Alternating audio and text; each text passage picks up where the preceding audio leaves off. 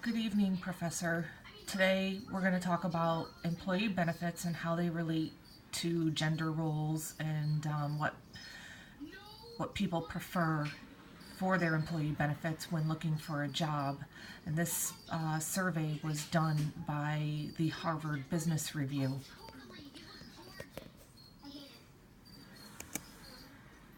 So the first thing we're going to go over are what are employee benefits. So they are perks companies use to keep and attract employees seeking employment, also to attract young and new talent, and to maintain and keep employees satisfied and motivated within the company.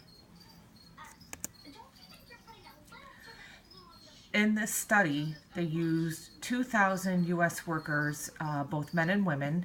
The age range was from 18 to 81, with a list of 17 benefits. And what they were basically trying to go over was how heavy they would weigh the options when deciding between a high paying job and a lower paying job with more perks, which is very common for people and a good decision to make. So these are the 17 benefits that were most valued by job seekers. You can see a few things on here, the highest one being better health insurance, which seems to be very common these days.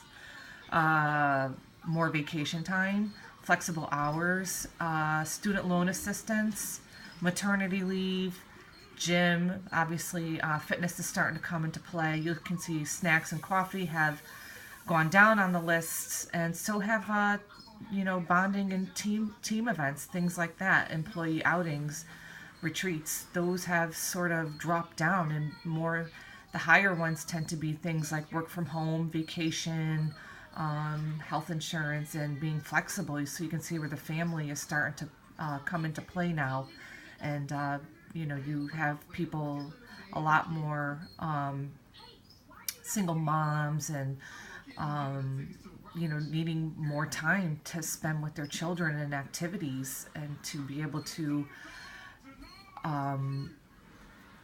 having to manage work and home life.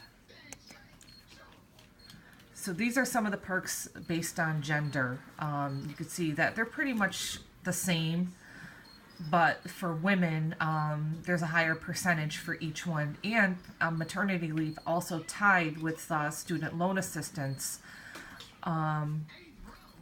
Obviously, health insurance still the highest, and flexible hours and working from home still being high up there as well. So here are some of the differences regarding benefits. Men prefer team bonding events, retreats, free food, which I find I kind of laughed when I first saw that. I thought that was pretty obvious. And fitness. And women prefer family benefits, paid maternity leave, daycare. Yeah, there's some fitness in there, and obviously that was yoga related. And 25% of women said they give parental leave very heavy consideration when choosing a job, which I think is pretty normal for a female, and especially with the roles of single moms coming into play. And there's a lot more. There's a higher rate of divorce, and most women and more women have the kids now. So I can see where that is becoming very, very critical for women to have. So basically, after all this, the bottom line is people are going to determine the importance of benefits based on their age, their gender, experience, and where they are in their life. Families and children will obviously play a significant part in the choice, and obviously being a single parent will also place a higher significance on choice.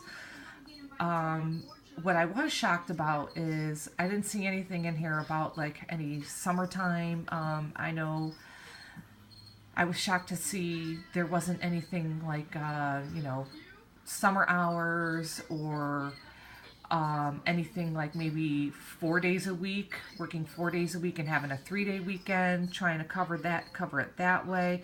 But maybe that comes in with more vacation time. If you can work 3 12-hour days and work 36 hours rather than a 40-hour week, maybe that would be more beneficial for people.